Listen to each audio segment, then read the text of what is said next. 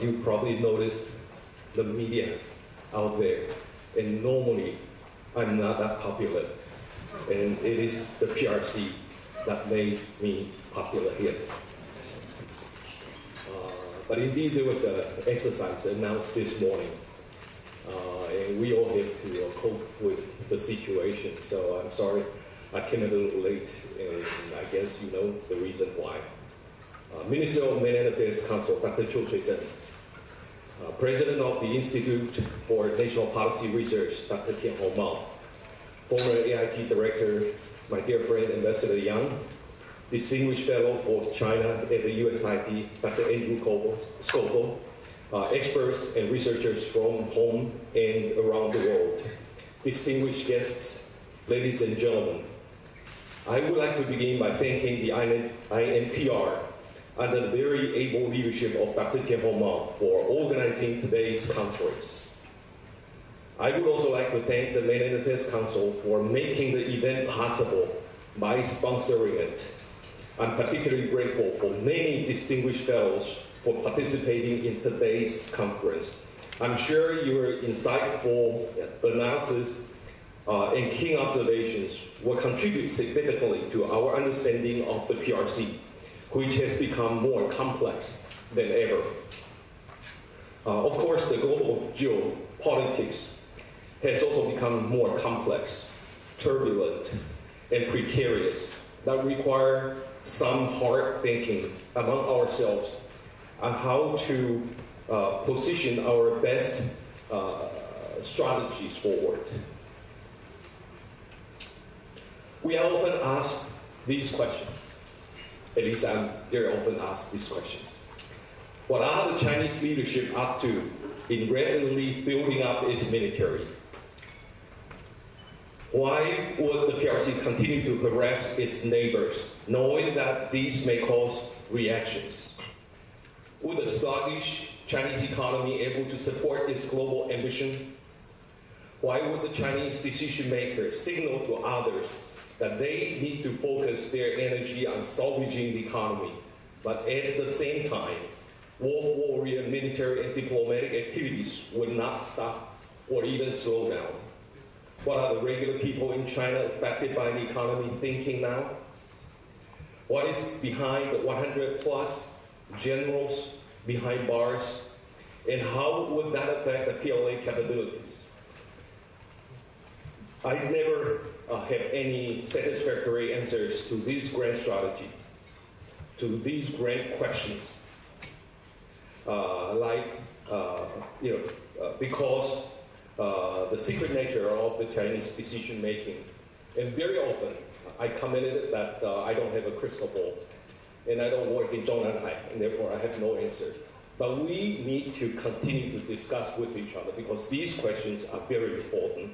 And I'm sure through frank exchanges in the conference today, we may be able to come to a better understanding and consequently contribute to better policies and approaches in dealing with the PRC.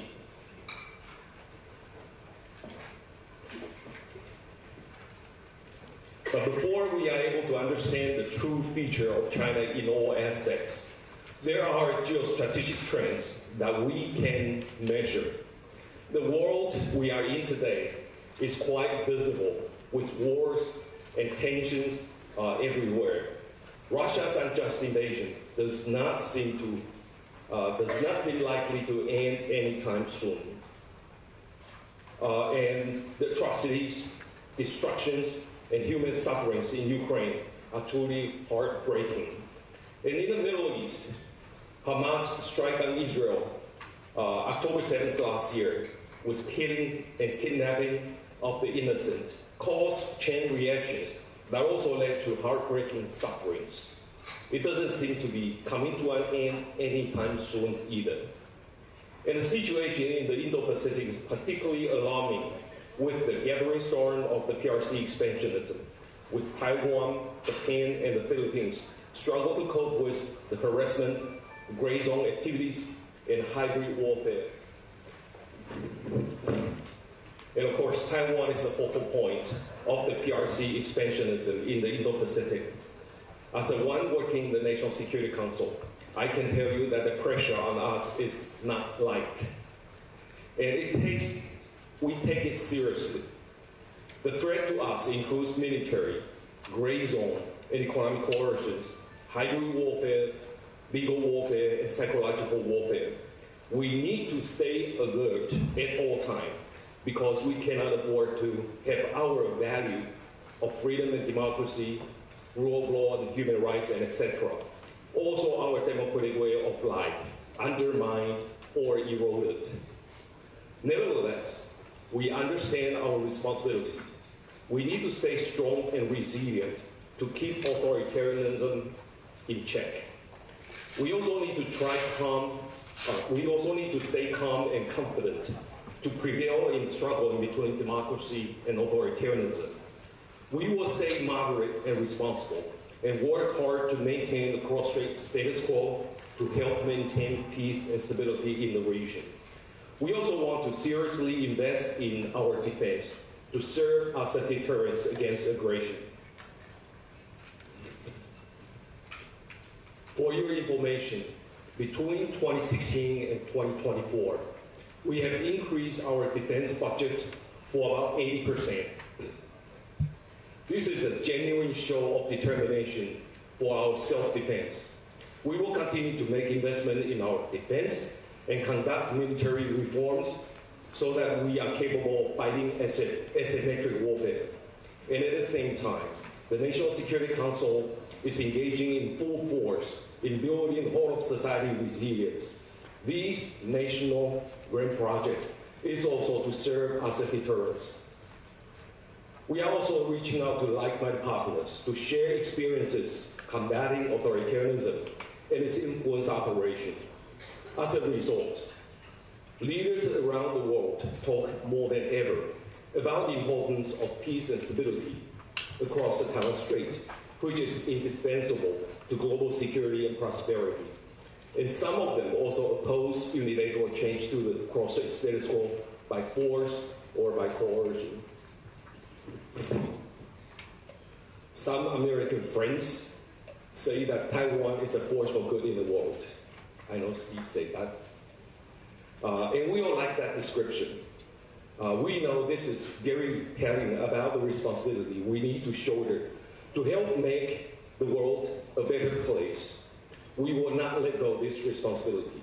We know fully well that Taiwan is targeted by the PRC, and it is not the only target. We are concerned that if we don't stay vigilant, others in the region may suffer. I must go beyond the Indo-Pacific in discussing authoritarian expansionism. The PRC and Russia are collaborating closely with each other in many areas. We have seen the pair repeated joint military exercises in the West Pacific. There was even a joint Coast Guard patrol in the Arctic recently. With authoritarian expansionism in high gear, democracies around the world must stand together to prevent authoritarianism from further expansion, and we are stronger together. And on this note, I can assure you that Taiwan will continue to work closely with our democratic partners to safeguard regional status quo and peace, stability, and prosperity. And we will continue to seek possibilities for healthy and orderly exchanges and dialogues with the PRC under the principle of parity and dignity, of course. The world we are in is not an easy place. And the PRC under Xi Jinping is now making the people in the Indo-Pacific more comfortable. There are many issues to be explored and contradictions to be disentangled. And this conference provides us with a great opportunity to sort out this complexity.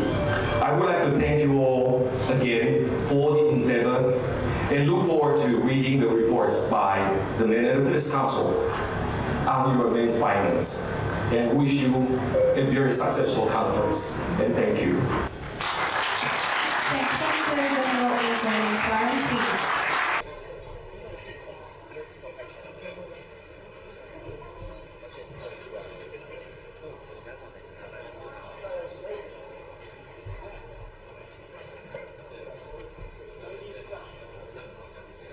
it so you can listen to me. Good morning, everybody. I'm Stephen Young, former director of AIT, and I am very delighted to be back in my second home, Taiwan. I live in New Hampshire, which is north of Boston, so it's a long ways to get over here, but I love to come back to Taiwan. I've lived here 5 times, and I have many, many friends, some of them right here. But it's, the jet lag is kind of creeping up on me. You know? So I'm glad I'm speaking in the morning because I might fall asleep this afternoon. I have some short remarks. China lacks friendly and mutual relations with many of its contiguous neighbors, in no part because of its arrogant foreign policy and its penchant for proclaiming bogus territorial claims along its external borders. I think it's safe to say that this leaves Beijing without many friends in the region. Sure, they trade when it suits their mutual purposes, but much of Asia remains skeptical of Chinese policies when so many of them are premised upon one-side deals, whether economic or military. In recent months, Beijing has accelerated its threats against Taiwan, the Philippines, Japan, Vietnam, Thailand, and South Korea. This appears to be strongman Xi Jinping's strategy to cement the country's objective and to be recognized as the most powerful power in the region. China has made frivolous claims to the South China Sea, the Senkaku Islands, and seas around Japanese territorial waters. In fact, China harbors territorial claims to virtually every one of the countries that share a contiguous border. The International Court of Justice has dismissed these claims as lacking a basis in international law. But under Mr. Xi, China has persisted in pressing these claims. Meanwhile, the Chinese have increasingly sailed their warships through waters claimed, with good cause, by other neighbors. This has led to near collisions and unsafe sailing in close proximity to warships of other nations. These nations have roundly rejected Chinese claims and sought the support of the United States to defend those claims. A number of these countries, including Japan, the Philippines, and Vietnam, have also enhanced cooperation with one another, recognizing that they will all stand together or they will all fall separately. President Biden and his Vice President, Kamala Harris, who is running to replace him, have pushed back vigorously against Chinese territorial claims, reinforcing American alliances with our many allies and friends in the Asia-Pacific region. We have also increased arms sales to our friends and allies in response to China's increased bullying and bogus territorial claims. Kamala Harris, in her quest to be the next president of the United States, has so far continued President Biden's strong support for our friends and allies and their legitimate territorial waters. She is working assiduously to deepen her knowledge of the defense needed to maintain our alliances, showing an ability to rapidly familiarize herself with the Biden policies and any necessary additions aimed at crafting a bipartisan approach to defending Taiwan's territorial integrity. Should Donald Trump regain the White House this fall, he would still face strong pressure from the Congress as well as state governments to continue to support Taiwan's territorial integrity and democratic system. Both the House and the Senate are firmly behind this process on a broadly bipartisan basis. In the meantime, the PRC economy is stalling at a time when many of its regional neighbors are thriving. The absence of a genuine give and take in the authoritarian Xi regime hampers efforts to institute the necessary structural reforms. This suggests China will become increasingly stagnant in its growth, limiting its impact domestically as well as regionally.